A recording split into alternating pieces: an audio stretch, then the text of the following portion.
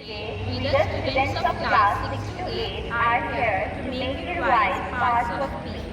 Now, I would like to call my friends to speak about each of them one by one. Noun is a word that represents thing, person, concept, and place. For example, I bought a pen yesterday. Pen is a noun as it is representing the name of